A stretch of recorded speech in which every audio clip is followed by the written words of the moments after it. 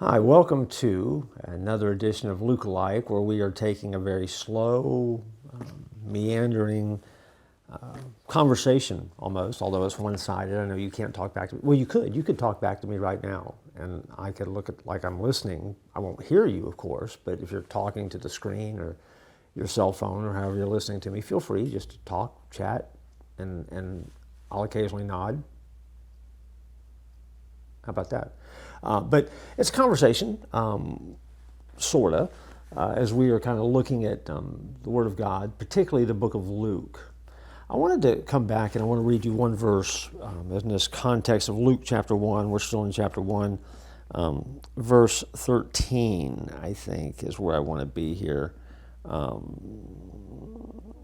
Yes, verse 13. As the angel is talking to Zechariah, it says, "Don't be afraid, Zechariah. God has heard your prayer. Your wife Elizabeth will give you a son, and you are to name him John." When Zechariah heard that, he quit listening. Because in that moment, what he heard was something that he knew to be impossible. In other words, that particular phrase, and we talked about this in a previous episode of where Zechariah and Elizabeth, John's parents were past the childbearing age. And so for Zechariah, when he heard that, everything else became impossible.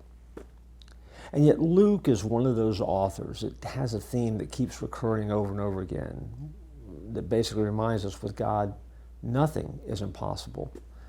And so I point that out to simply say that in your life, in my life, we always have to be aware of those phrases or those moments where something happens, and when that happens, it can cause us to quit listening. I'm always struck in these particular verses about how Zechariah is doing what he's supposed to do. He's working in the temple. The angel comes to him. He's never really seen an angel before. He's having a conversation with an angel. But even in this miraculous moment, when he heard that phrase, he kind of quit listening.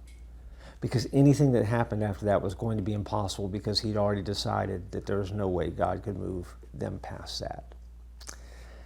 And I think that we always have to take good inventory of our life and realize with God, everything is possible and nothing is impossible.